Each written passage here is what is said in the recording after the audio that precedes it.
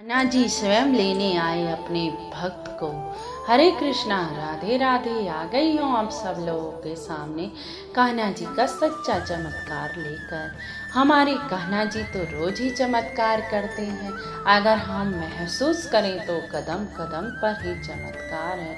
आज मैं आपका ऐसा चमत्कार सुनाने जा रही हूँ जिसे सुनकर आपकी आंसू ना रुक पाएंगे, क्योंकि हमारे कान्हा जी इतने चमत्कार करते हैं कि हम समझ भी नहीं पाते कि कैसा चमत्कार था ये। अब कुछ साल पहले की ही बात है। मथुरा के गांव में गोपाल नाम का एक भक्त रहता था जो कान्हा जी का परम भक्त था। अब कान्हा जी के सिवा तो उसे कुछ दिखाई ना देता था। अब उसकी पत्नी का भी देहांत हो गया था। अब उसके घर में बस एक बेटी थी, बेटा था नहीं उसका। अब दोनों बाप बेटे ही रहते थे, कान्हा जी की भक्ति करते थे, बस जीवन व्यतीत हो रहा था। गोपाल का एक नियम था कि वो रोज मंदिर जाता था और मंदिर जाकर भगवान से प्रार्थना करता था कि मेरा सुखमय जीवन हो, मैं हमेशा आपका भक्ति में लीन रहूं, बस यही तमन्ना है मेरी। बस अब जैसे जैसे समय बीतता गया, अब गोपाल जी तो बुजुर्ग होते चले गए। अब गोपाल जी को बीमारियों ने घेर लिया। अब तो वो बिस्तर से उठ भी ना पाते थे, मंदिर तो दूर जाने की बात थी। अब वह क्या करते थे, कुछ नहीं, बस बिस्तर पर लेटे रहते थे और कान्हा जी का स्मरण करते रहते थे। अब गोपाल जी खुद को बड़ा अकेला महसूस कर रहे थे, क्योंकि बेटी थी वो तो नौकरी पर चली जाती थी। अब गोपाल जी अकेले रह जाते थे। जब गोपाल जी को समझ में आया कि जब वह मंदिर जाते थे तो उन्हें एक संत मिले थे। संत ने कहा था कि जब हम भगवान को जहाँ भी विराजमान कर लेते हैं अपने भाव में, भगवान वहीं पर विराजमान हो जाते हैं। हमें मंदिर आने की ज़रूरत नहीं। अगर हम अपने मन को ही मंदिर बना लेंगे, अपने मन में ही भगवान बसा लेंगे, तो वो भगवान वहीं पर आकर विराजमान हो जाएंगे। इसीलिए घर में भी मंदिर होता है, उसमें भी भगवान विराजमान हो जाते हैं। अगर हम किसी कुर्सी पे भी भगवान को विराजमान कर लेंगे भाव से, तो भगवान वहीं पर विराजमान हो जाएंगे। अब गोपाल ने कहा अपनी बेटी से कि एक कुर्सी लाके मेरे सामने रख दो। अब उसकी बेटी ने क्या किया, एक कुर्सी लाकर उसके सामने रख दी और कहा कि इस कुर्सी पर कोई ना बैठेगा, किसी के बैठने के लिए दूसरी कुर्सी ला दो।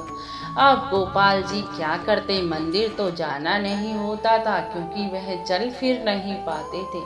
अब गोपाल जी ने अपने कान्हा को अपने हृदय में उस कुर्सी पर बिठा लिया और अपने कान्हा जी से ढेरों बातें करने लग गई। ऐसे ही समय व्यतीत होते लग गया। अब उनसे ना तो कोई मिलने आता, ना ही उनसे कोई बात करता। उसकी बेटी सोचने लग गई, पिताजी तो बड़े ही बोर हो जाते होंगे, सारा दिन मैं तो चली जाती हूँ, बेचारे अकेले रहते हैं। तो उसकी बेटी मंदिर में गई और मंदिर के में एक संत जी रहते थे। उनसे कहा कि संत जी, आप मेरे पिताजी से मिलने आना, मेरे पिताजी बहुत अकेला महसूस कर रहे हैं अपने को, इसीलिए आप उनसे मिलकर आना एक बार। अब संत जी ने सोचा गोपाल तो बहुत ही मंदिर में आता था, चल गोपाल से एक बार मिल ही आता हूँ। अब मिलने वह गोपाल से चला गया। जब चला गया गोपाल से मिलने, तो आगे खाली कुर्सी देखी गोपाल की। अब गोपाल से पूछने लगा, गोपाल इस कुर्सी पर कोई ना बैठा? और जब वह संत जी उस कुर्सी पर बैठने लगे तो गोपाल जी ने साफ साफ मना कर दिया। अब संत जी बोले कि गोपाल, तूने मुझसे मना क्यों कर दिया इस कुर्सी पर बैठने को? तो गोपाल ने कहा कि इस कुर्सी पर तो मेरे कान्हा जी विराजमान हैं। अब संत जी बोले कि ऐसा कैसे? वो बोले कि नहीं, मैंने हृदय से अपने कान्हा जी को इस कुर्सी पर विराजमान कर लिया है और वह उनसे घंटों बातें करता हूँ। कमरे में जब मेरी बेटी ना होती है तो मैं उनसे घंटों बातें करता हूँ। अब संत जी ने जब गोपाल का यह भाव देखा तो संत जी के अश्रु रुक ही ना रहे थे।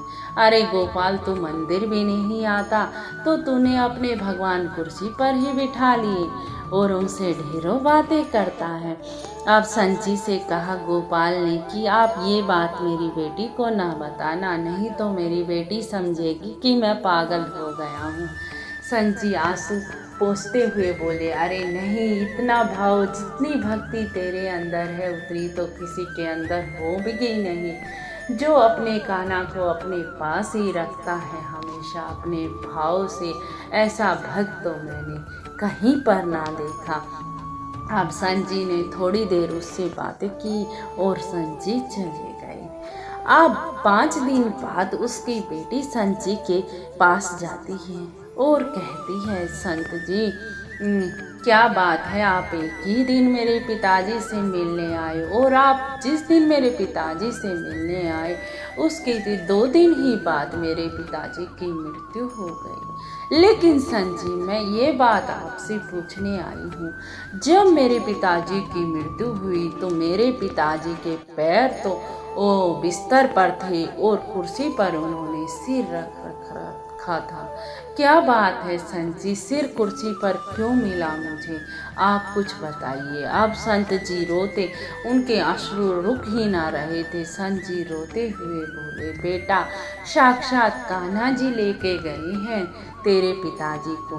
तेरे पिताजी ने तो बड़े ही अच्छे कर्म किए थे जिसे लेने कान्हा जी आए, क्योंकि उन्होंने कान्हा जी को ही कुर्सी पर विराजमान कर रखा था। वो तो कान्हा जी की सेवा दिन रात उनसे बातें करते थे और वो कान्हा जी की गोद में सिर रख कर ही उनके गोलोक धाम चले गए। ये बातें तेरे पिताजी ने ही मुझे बताई थी कि कान्हा जी से मैं ढेरों बातें करता हूँ और उन्होंने कहा था कि अब मैं तुम्हें ना बताऊं। अब तेरे पिताजी ना रहे तो बेटी मैं तुझे बता ही देता हूँ। तेरे पिताजी की तो इतनी भक्ति थी कि उसके आगे सब ही नतमस्तक हैं। तेरे पिताजी तो साक्षात गोलोक धाम गए हैं, इसीलिए तू खुश हो जा बेटी और तू भी कान्हा जी की भक्त बन। जैसी भक्ति तेरे पिताजी ने की वैसी ही भक्ति तू कर। यही है मेरे कान्हा जी का साक्षात चमत्कार। अगर हम मन में मान लें कि कान्हा जी यहाँ विराजमान हैं तो वो साक्षात ही विराजमान है, जैसे अपने भक्त को साक्षात लेने आए कान्हा जी। बोलो जय जय श्री राधे, जय जय श्री राधे। अगर आपको चमत्कार कुछ पसंद आया हो, कुछ दिल को छुआ हो तो लाइक, शेयर और कमेंट जरूर कर देना। चलती हूँ। राधे राधे, राधे राधे।